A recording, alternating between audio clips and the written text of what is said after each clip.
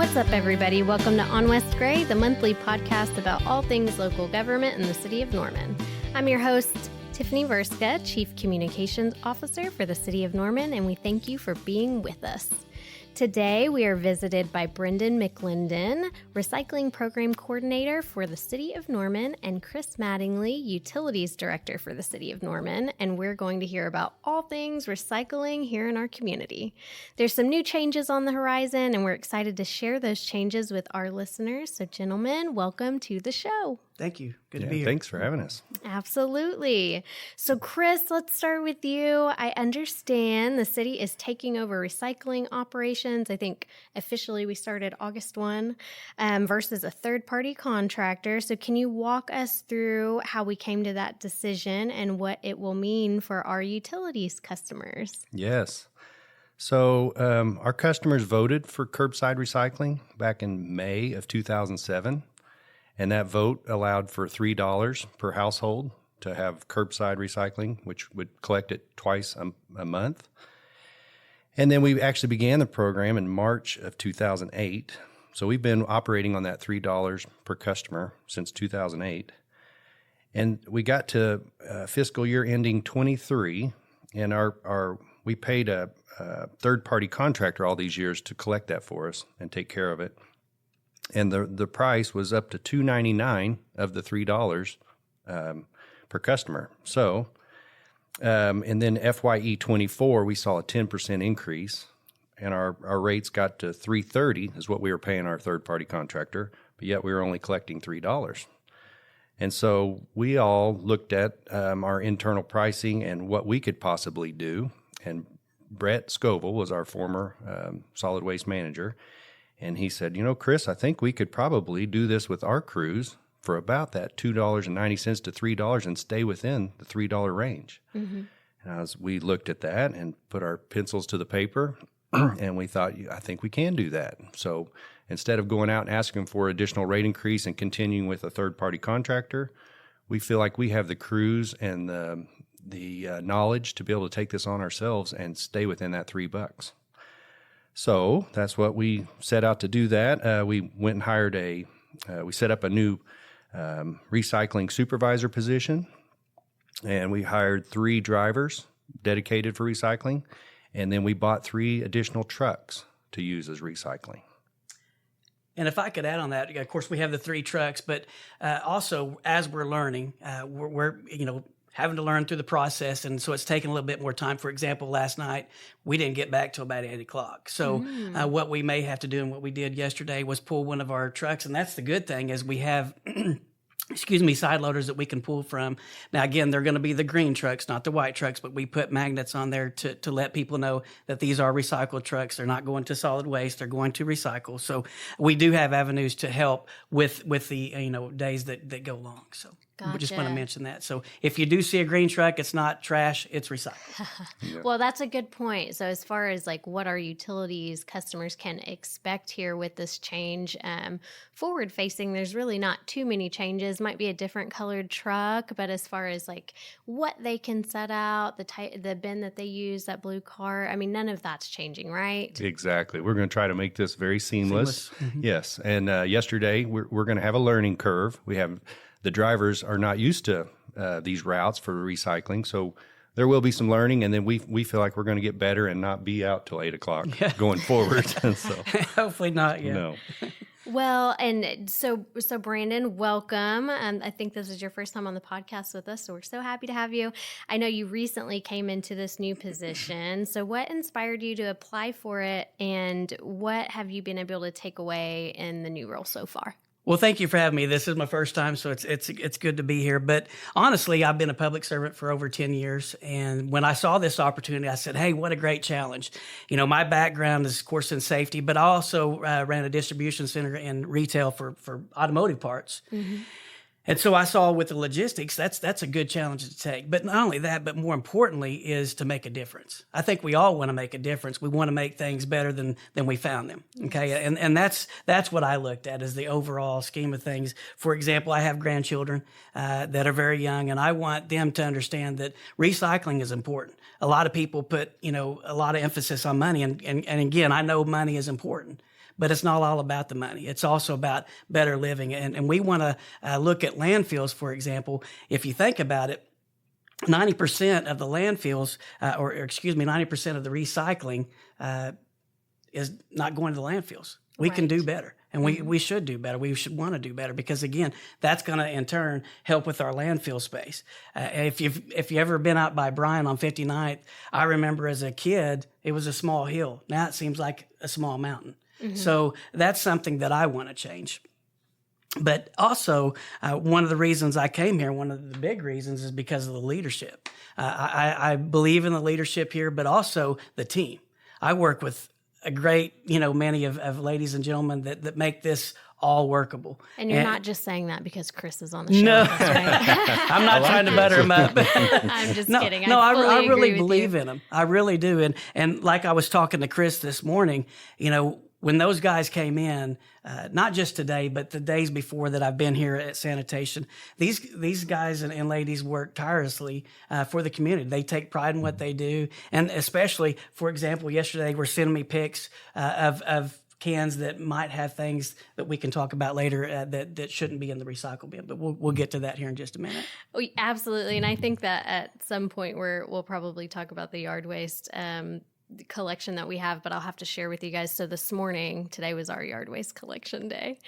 And my husband and I went out to dinner last night. He's like, when I get back, we got to set out we have a separate can for yard waste because we know that's easier on the guys there. So he's like, don't let me forget.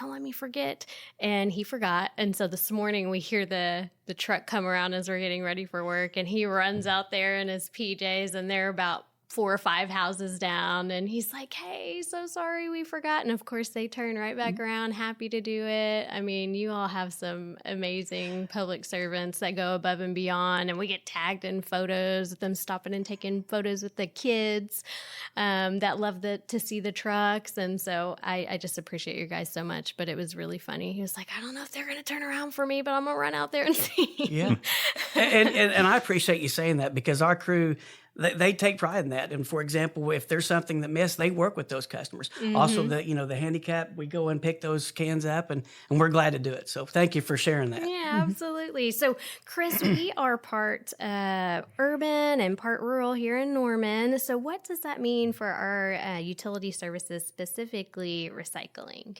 Okay, as far as recycling, as we originally set up the boundaries, it only made sense for $3 per household and picking it up twice a month. We had to stay in the most dense parts of Norman. So it's pretty much 48th on the west side of Norman over to about 36th or 48th on the east side of Norman. It does not include the rural homes that are all the way out to 180th in East Norman.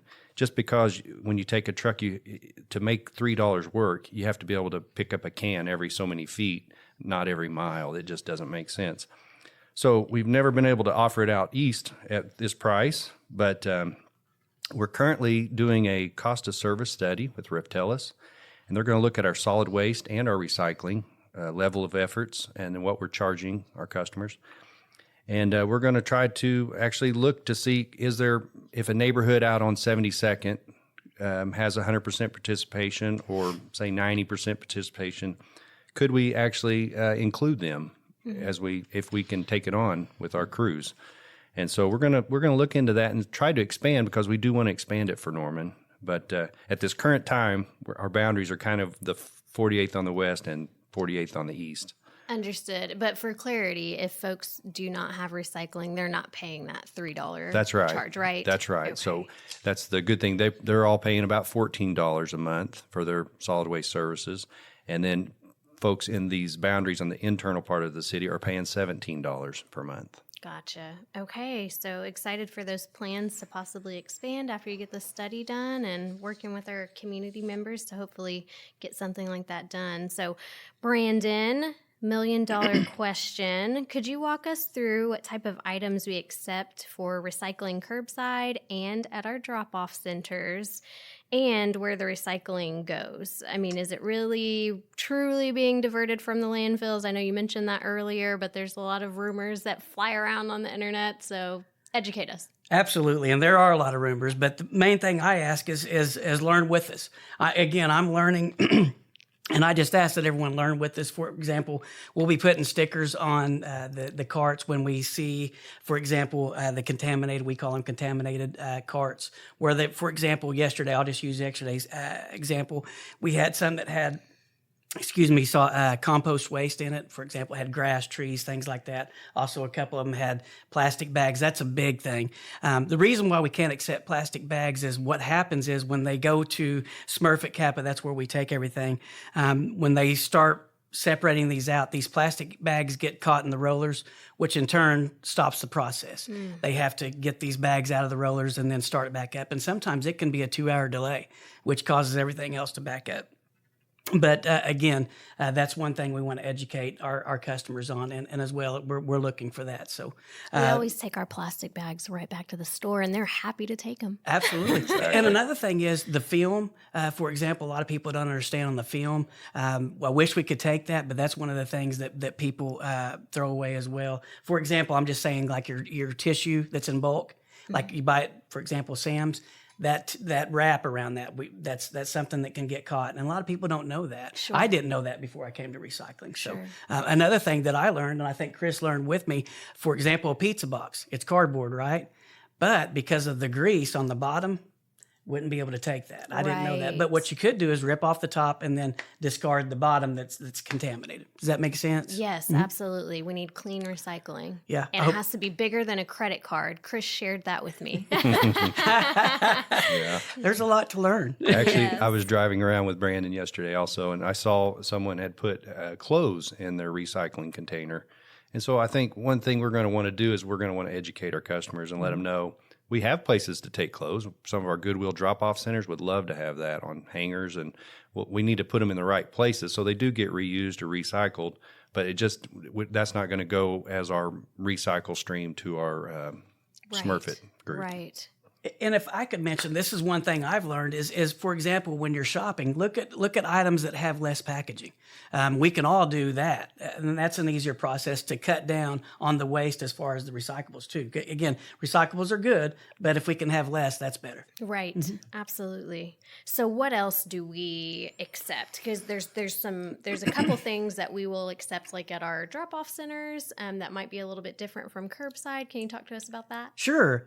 We all love acronyms, but I'm going to throw one at you. PPC, okay? So paper, plastic, and cans, okay? If you can remember paper, think about your cardboards, magazines, typical writing paper, things of that nature we can take, okay? Plastic, and again, there's 7 numbers, but we can only take the 1 and 2s. Think of plastics as, for example, hard and soft, okay? The more pliable, those are the ones that aren't the number 1s or number 2s. Your water bottles, jugs, like your milk cartons that are apple juice cartons, the plastic, we can take those. But the ones that, for example, cottage cheese, those are more pliable, they're more flexible. Those are not ones that we can recycle. Okay. Does that make sense? Is that easier to understand? Yes. Another thing, items that we can't, that we see a lot of is, for example, aluminum foil. Batteries. Batteries are bad. Not only can we not take them, now, again, there's places that you can take to recycle batteries around here in the local area. You can call and ask them, and they can take those. Sure. But they can also start fires, so we want to avoid batteries if at all possible. I might plug in our household hazardous waste facility. Yep. We do take batteries there, so we encourage everyone to bring them there if you have old batteries you want to get rid of properly. Thank Oh my you, Chris. gosh, You just have to set an appointment. Yep. Mm-hmm. I love that place. There's a swap shop, and you can get stuff Absolutely. for free that Free. you need, and then you can get rid of things that you don't need, and you're sharing with your neighbors. I love that place. Absolutely. Well, also, so glass. Talk to us about glass. Yes, glass. So these can be taken to our drop-off centers, right? Now, again, we don't want them in the blue carts, but at our drop-off centers. And the drop-off centers, if I can mention those locations, we have Fire Station 9 that's out off of 3001 East Alameda, okay? We also have one at Westwood, with Westwood Pool, right in that area. You'll see that drop-off center, and then Hollywood Shopping Centers, and then the transfer station. But these are where areas that they can divide or take their items, for example, glass, the cardboard, and separate those into the containers that we recycle.